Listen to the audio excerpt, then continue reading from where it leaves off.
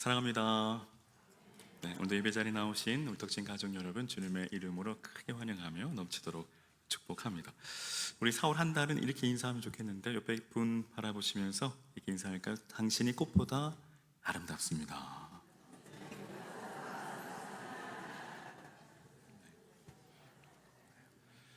네, 아름다우십니다. 사랑 여러분, 부활 이후의 삶 잘 살아내고 계신가요? 부활 이후의 삶을 잘 살아내야 우리 주님 다시 오실 때 기쁨으로 맞이할 수 있습니다. 사도행전 1장 예수님께서 부활하신 후 또 40일간 보이시며 하나님의 나라의 일을 말씀하시죠. 그리고 이제 때가 되어 하늘로 올라가실 때에 제자들이 하늘을 쳐다볼 때 흰옷 입은 두 사람이 이렇게 말합니다. 갈릴리 사람들아, 어찌하여 서서 하늘을 쳐다보느냐? 너희 가운데서 하늘로 올려지신 이 예수는 하늘로 가심을 본 그대로 오시리라. 믿으시면 아멘. 사랑하는 여러분, 우리 주님 다시 오십니다. 요한계시록 22장 20절에도 예수님께서 친히 말씀하시죠. 내가 진실로 속히 오리라. 이 말씀은 성경에 기록된 주님의 최후의 말씀이요, 또 마지막 약속입니다. 그리고 하나님의 백성은 한결같이 주님 오심을 기다리는 사람이라고 할 수 있습니다. 여러분, 그날은 속히 올 것입니다. 여러분, 주님의 개념에서 보면 이 천년이라도 하루와 같습니다. 하나님은 천년이 하루와 같으신 분이시죠. 고로 2000년, 이제 이틀밖에 지나지 않았습니다. 그렇다면 여러분, 왜 그리스도인은, 하나님의 자녀는 왜 주님 다시 오실 그날을 대망해야 할까요? 그날은 우리의 구원이 완성되는 날이기 때문입니다. 또 우리는 왜 그날을 대망해야 할까요? 바로 우리 주님이 영광스러운 모습, 우리의 모습이 주님과 같은 신령한 모습, 영광스러운 모습으로 변화될 것이기 때문입니다. 우리가 왜 그날을 대망해야 할까요? 바로 그날은 우리가 천국에서 하나님과 영생의 삶을 살아가기 때문입니다. 여러분, 그날을 우리가 왜 대망해야 할까요? 그날은 우리가 이 땅에서 모든 수고를 그치고 영원한 안식에 들어가는 날이기 때문입니다. 왜 그날을 대망해야 할까요? 그날은 바로 우리가 최후 승리를 얻는 날이기 때문입니다. 여러분, 그리스도의 재림의 날, 우리 주님 다시 오실 그날은 바로 이러한 날입니다. 그러므로 그리스도를 기다리는 성도는 그날을 열망하고 그날을 갈망하고 그날을 앙망하는 것이죠. 이것이 여러분, 아멘 주 예수여 오시옵소서. 이것은 신랑이 오기만을 간절히 기다리는 신부의 간절한 외침이기도 합니다. 오늘 저와 여러분, 예수 그리스도의 신부된 저와 여러분, 우리가 주님 다시 오실 그날을 간절히 기대하며 기도하며 기다리는 믿음의 삶이 되시기를 주의 이름으로 축원합니다. 참고로 이 초대교회 성도들은 예배 때마다 또 성도들끼리 만날 때마다 마라나타라고 인사했다고 합니다. 마라나타, 아멘 주 예수여 오시옵소서라는 의미죠. 그래서 이 시간 옆에 계신 분들과 함께 이렇게 인사할까요? 자, 마라나타. 네. 여러분, 초대교회 성도들이 그들의 믿음과 그 신앙의 정절을 끝까지 지킬 수 있었던 것은 바로 이 마라나타의 신앙이 있었기 때문입니다. 즉, 주님 다시 오실 그날을 간절히 기대하고 기도하며 기다렸기 때문이라는 것이죠. 그런 면에서 그리스도의 재림은 바로 우리의 신앙의 핵심이요, 또 주님의 재림을 기다리는 것은 우리의 신앙의 심장과도 같은 것입니다. 이는 다시 말해 재림 신앙이 없다면 우리의 신앙의 심장이 멈춘 것과 같다라는 것입니다. 그렇다면 오늘 저와 여러분, 과연 우리는 그리스도의 재림, 주님 다시 오심을 간절히 또 사모하고 계신가요? 우리 신앙의 심장은 아무런 이상이 없나요? 우리의 심장은 잘 뛰고 계신가요? 마라나타, 아멘 주 예수여 오시옵소서, 날마다 고백했던 또 이 초대교회 성도들의 그 심장을 오늘 저와 여러분 소유해야 할 줄로 믿습니다. 즉, 마라나타, 아멘 주 예수여 오시옵소서, 우리가 주님 다시 오실 그날만을 손꼽아 기다리며 또 그날을 기대하며 기도하며 기다리는 믿음의 삶이 되시기를 주의 이름으로 축원합니다. 그럼 이것이 바로 부활 신앙의 삶이요, 또 부활 이후에 성도가 살아가야 할 또 마땅한 삶이라는 것입니다. 그 다음에 여러분, 우리가 어떤 믿음의 자세로 주님의 재림을 기다려야 할까요? 그저 막연한 마음으로 또 주님을 기다려야 할까요? 그렇지 않죠. 우리는 주님의 뜻 가운데 거하고 주님의 뜻 가운데 행해야 합니다. 오늘 본문은 하나님의 뜻에 관해 우리에게 말씀하고 있습니다. 여러분, 오늘 본문은 우리 주님 다시 오실 그 주님의 그 재림을 소망하는 성도들에게 그 바람직한 그 생활 그리고 그 믿음의 자세에 관해 말씀하고 있습니다. 사실 오늘 말씀은 교회 학교 아이들도 충분히 암송할 만큼 우리에게 너무 친숙하고 또 익숙한 말씀입니다. 근데 여러분, 하지만 어떻습니까? 실제 우리들의 삶엔 이 말씀이 가까이 하기엔 너무도 너무도 멀게만 느껴지는 것이 오늘 우리의 현실이고 또 우리의 실상인 듯합니다. 다시 말해, 항상 기뻐하라, 범사에 감사하라, 쉬지 말고 기도하라. 너무도 친숙하고 익숙하고 단순한 말씀이지만 문제는 무엇입니까? 실제 우리들의 삶과는 거리가 너무도 멀게만 느껴진다라는 것입니다. 한마디로 그렇게 살지 못한다라는 것이죠. 실제 우리들의 삶을 돌아보면 기쁨보다 슬픔이 더욱 가득하고 또 하루 24시간이 부족할 만큼 바쁘고 분주하게 살아가는 그 삶에 시간을 내어 기도하기란 좀처럼 쉽지 않습니다. 감사하기보다는 늘 부족함에 시달려 살아가는 결핍의 삶을 살아가는 것이 오늘 우리의 실상이죠. 그럼에도 여러분, 우리는 그렇게 살아가야만 합니다. 왜일까요? 우리는 항상 기뻐하고 범사에 감사하며 쉬지 말고 기도하는 삶을 살아가야 합니다. 그 이유는 바로 그것이 하나님의 뜻이기 때문입니다. 그리고 그것이 바로 부활 이후에 성도의 마땅한 삶의 본질이기 때문이죠. 오늘 본문에서 말하고 있는 이 기뻐하고 기도하고 감사하는 것은 지극히 일상적이고 또 지극히 평범한 행위입니다. 그것은 결코 비일상적이거나 또 기이한 일이 결코 아닙니다. 다시 말해 결코 불가능한 일이 아니라는 것입니다. 그 다음에 어떻게 하면 우리가 항상 기뻐하고 또 쉬지 말고 기도하고 범사에 감사할 수 있을까요? 이 시간 그 일체의 비결을 오늘 말씀을 통해 함께 살펴보고자 합니다. 먼저는 항상입니다. 항상 기뻐하는 것이죠. 여러분, 성도에겐 항상 기뻐해야 할 이유가 있습니다. 16절에 사도 바울은 항상 기뻐하라고 명령합니다. 사실 기뻐한다라는 것은 영혼의 그 자발적인 감정이지 이것이 억지로 또는 강요나 또 반강제적인 성격을 띠는 것은 아닙니다. 그럼에도 불구하고 사도 바울이 이 데살로니가 교회의 성도들에게 이같이 명령을 하고 있는 것은 성도란 기뻐해야 할 마땅한 그 당위성을 가진 자이기 때문입니다. 즉 참된 성도란 매 순간 기뻐할 수밖에 없는 자라는 것입니다. 이는 달리 말하면 성도에게는 항상 기뻐해야 할 그 어떠한 이유가 있다라는 것이죠.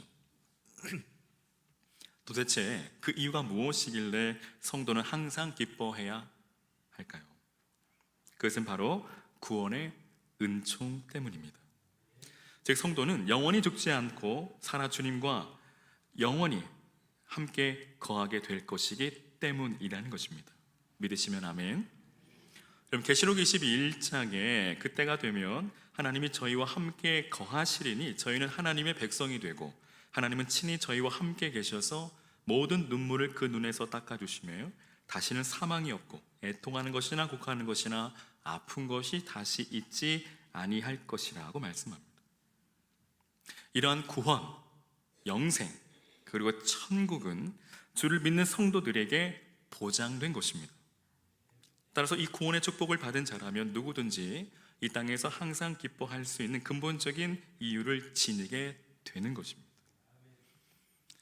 그러나 안타까운 것은 이 구원의 축복을 받은 자가 바로 이러한 이유에도 불구하고 이 현실적으로 항상 기뻐하며 살지 못한다라는 데 있습니다.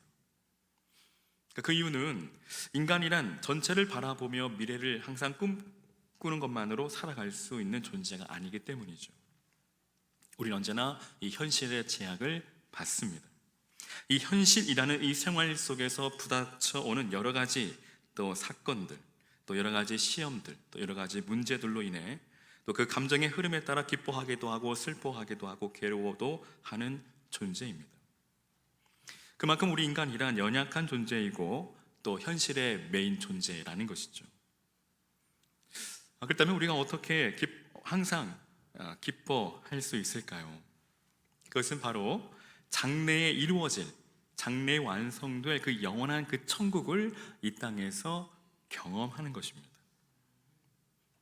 즉 하나님과 영원히 함께 거하게 되는 그 구원의 그 축복을 바로 오늘 현재 우리 삶에서 체험하고 경험하며 누리며 살아가는 것이죠.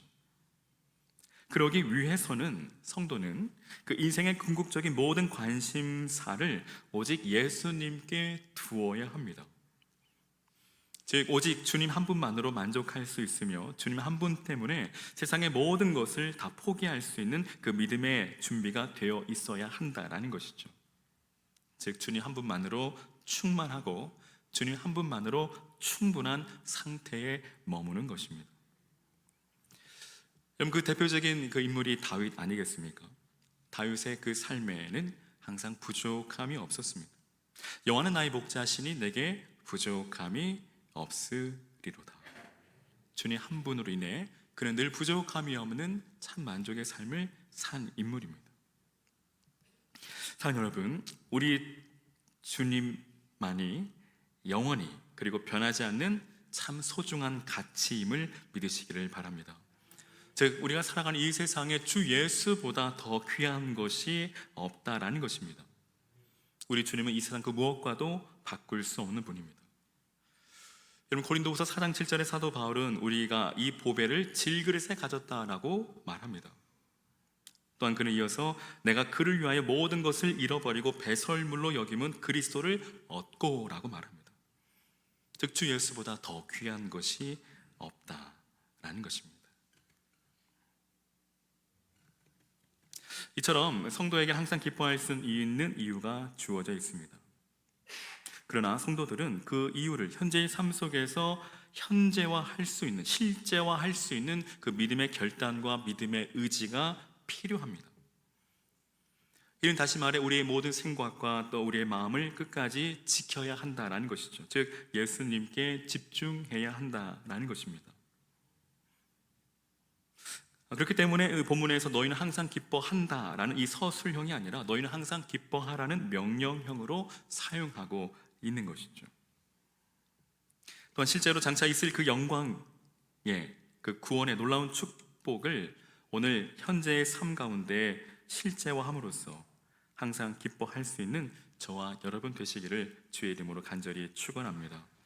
즉 예수 그리스도로 인하여 진정 내 주에서 모신 곳이 그 어디나 하늘나라임을 날마다 고백하고 또 간증하고 또 경험하며 살아가실 수 있기를 주의 이름으로 간절히 축원합니다. 여러분 계속해서 쉬지 말고입니다. 즉 쉬지 말고 기도하는 것이죠. 여러분 기도는 성도에게 있어 명령이자 특권입니다. 여러분 17절에 사도 바울은 쉬지 말고 기도하라고 말합니다. 이 말은 어떠한 환경에 처하여 있을지라도 기도하는 일을 결코 멈추거나 포기하지 말라는 것입니다. 그리고 지속적으로 실행에 옮기라는 것입니다. 우리가 흔히 기도라 함은 가장 친밀하고 또 살아있으며 진실하고 깊은 하나님과의 교제, 하나님과의 교통의 관계를 지칭합니다.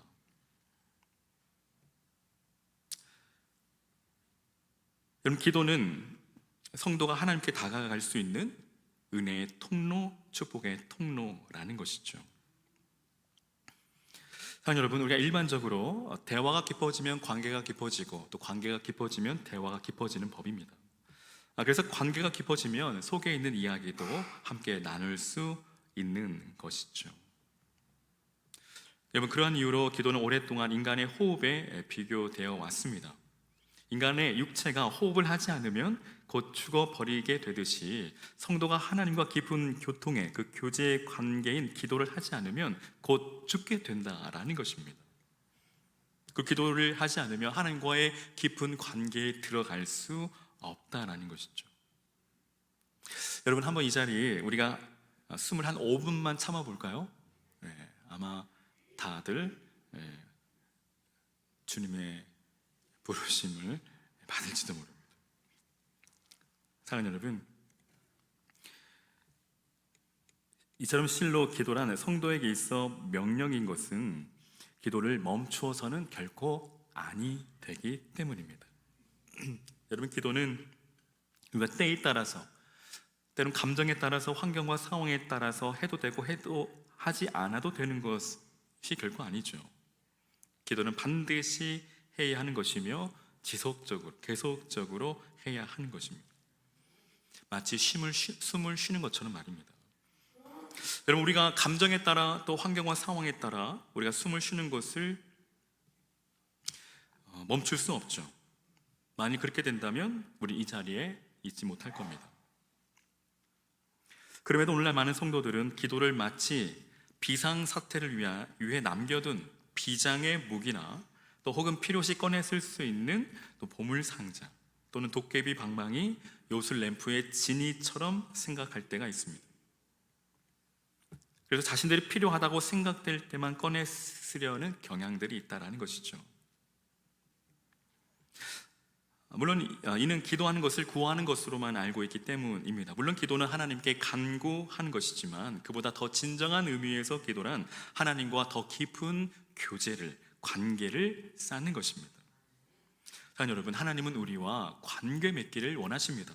더 깊은 관계를 맺기를 원하신다라는 것입니다. 따라서 우리는 기도를 위해 매 순간 드려야 하며 또 이러한 자세는 곧 하나님께서 우리에게 요구하시는 것이죠.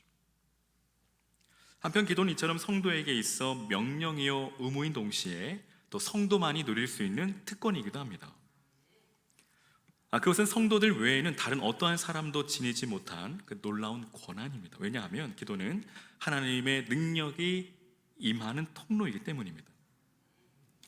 그러니까 우리가 기도에 관하여 무릎을 꿇다라는 이 상징적인 표현을 하는 것도 주님 앞에 자신의 그 무능을 인정하고 하나님의 그 전능하심을 의지하려는 것을 나타내기 위함입니다.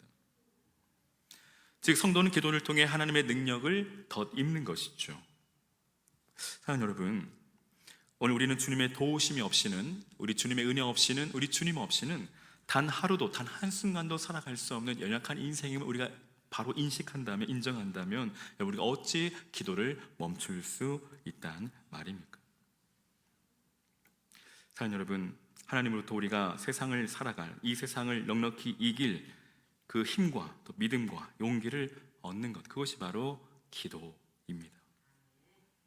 그러므로 기도는 성도에게 있어 명령이자 또한 특권이기도 하죠. 그것은 우리의 주님께서 우리에게 기도하기를 간절히 요구하셨으며 명령하셨기 때문입니다. 또한 그것은 그분의 능력을 지금 여기에서 충분히 공급받는 은혜의 통로이기 때문이라는 것입니다. 그런 점에서 볼 때 기도는 하나님께서 당신의 사랑하는 자녀에게 해주시는 선물과도 같은 것이죠. 따라서 성도는 늘 쉬지 않고 기도해야 합니다. 어떠한 환경과 또 어떠한 상황 가운데서도 결코 기도를 포기하거나 기도를 멈추어서는 결코 안 된다는 것입니다. 여러분, 기도란 우리의 숨을 내쉬고 또 하나님의 영을 들이쉬는 호흡과 같은 것입니다. 즉 기도란 나를 내어버리고 성령으로 채우는 것이라는 것이죠. 오늘도 저와 여러분, 우리가 기도의 삶을 통해 늘 성령의 충만함을 얻어 또 이 땅에서 믿음의 삶을 또 힘있게 살아가실 수 있기를 주의 이름으로 간절히 축원합니다. 이어서 범사에입니다. 범사에 감사하라. 그럼 어떻게 우리가 범사에 감사할 수 있을까요? 그것은 하나님의 그 선한 섭리를 인정하는 것이죠. 그러니까 18절에 사도 바울은 범사에 감사하라고 말합니다. 그러니까 여기 범사에라는 말은 모든 상황 가운데 또 언제든지라는 의미입니다. 그러니까 따라서 본절의 의미는 성도는 어떠한 상황 가운데에서도 또 언제든지 하나님께 감사해야 한다라는 말입니다. 하지만 여러분, 말처럼 쉽지 않죠. 어쩜 불가능한 것처럼 보이기도 합니다. 그러니까 여기 감사하다라는 이 말은 어원상 어떠한 사람 또는 혹 일 때문에 일어나는, 발생하는 그 기쁨을 표하는 그 감정의 상태를 의미합니다. 그렇다면 오늘 우리에게 반드시 범사에 감사할 수 있는 그 어떠한 근거가 필요하다라는 것인데, 도대체 그 근거는 무엇일까요?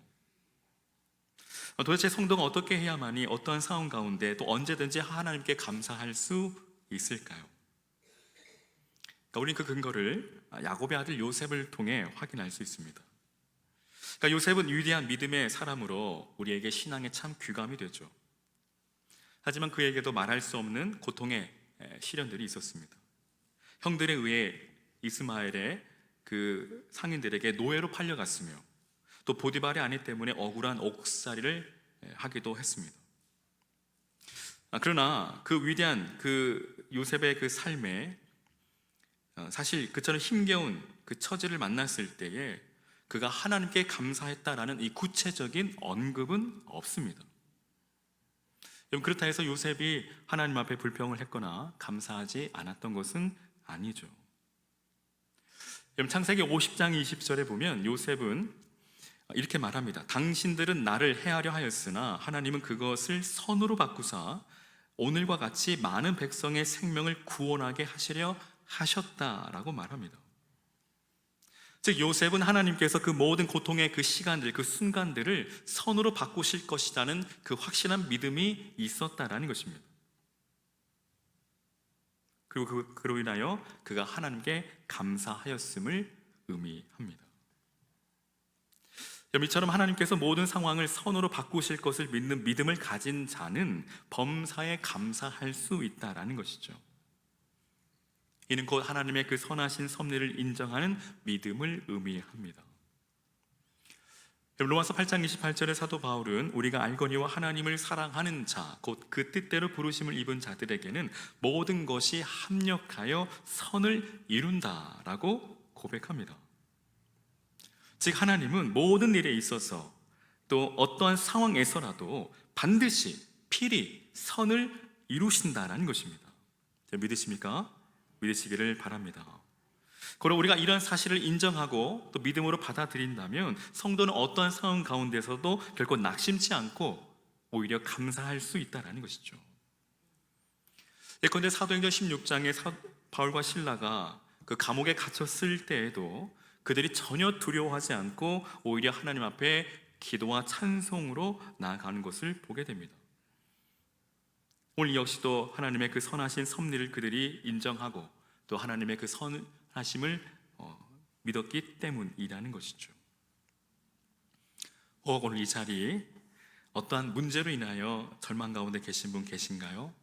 여러분, 나의 끝 하나님의 시작입니다. 신실하신 하나님은 지금도 우리 삶을 통해 하나님께서 선을 이루어 가고 계심을 믿으시기를 바랍니다. 그러면 오늘 저와 여러분, 우리를 향한 주님의 그 선하신 그 섭리를 우리가 범사에 인정하시기를 바랍니다. 그분은 실로 모든 것을 합력하여 반드시 선을 이루시는 분이십니다. 또한 그분은 모든 환경과 상황을 능히 바꾸실 수 있는 분이시며 그분은 역전의 명수이십니다. 오늘 저와 여러분의 그 삶을 반드시 역전시키실 줄로 믿습니다.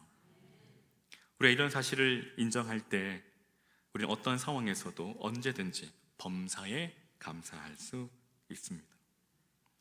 한 신학자는 그의 마음에 하나님의 뜻에 아멘 하는 자는 역시 할렐루야 할 수 있을 것이라고 말합니다. 오늘 이처럼 그 하나님의 그 선하신 뜻을 우리가 다 깊이 헤아릴 수 없을지라도 그 하나님의 뜻의 그 말씀에 우리가 아멘 할 수 있기를 주의 이름으로 축원합니다. 그 가운데 오늘 저와 여러분 그 범사에 우리가 할렐루야로 주님 앞에 믿음으로 고백하게 될 줄로 믿습니다. 근데 여러분, 하나님의 뜻을 거스르는 가장 큰 장애물이 있습니다.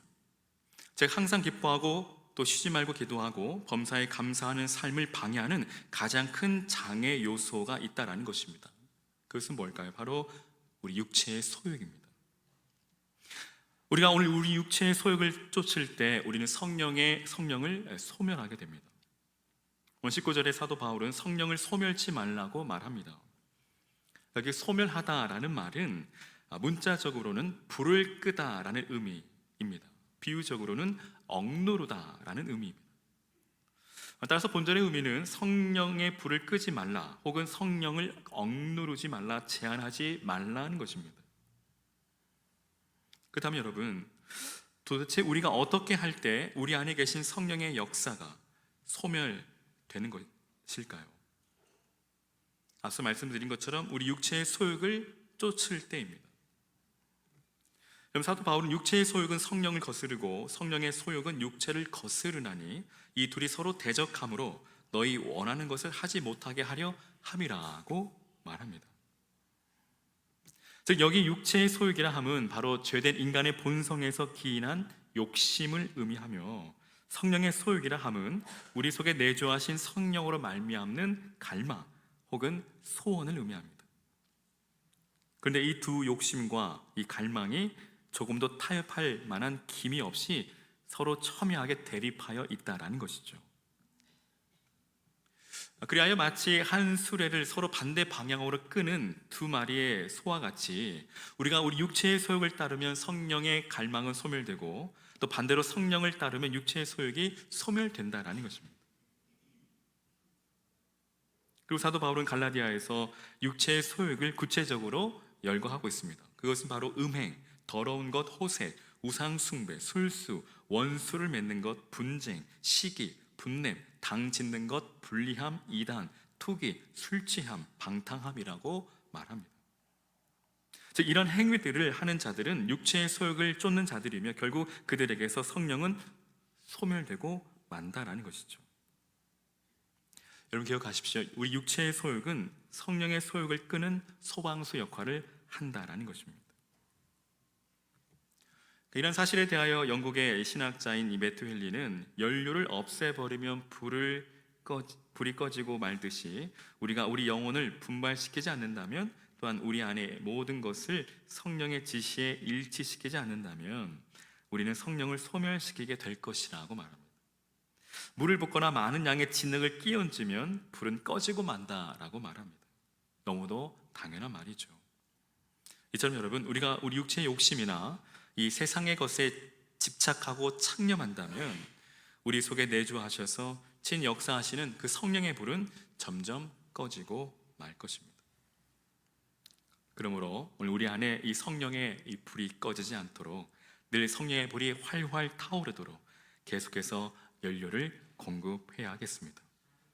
그러기 위해서는 우리는 우리 육체의 소욕을 쫓아 행하는 그 모든 것들을 끊고 오직 성령 하나님께 집중하고 성령 하나님께 민감하게 반응하는, 순정하는 믿음의 삶을 살아가실 수 있기를 주의 이름으로 간절히 축원합니다.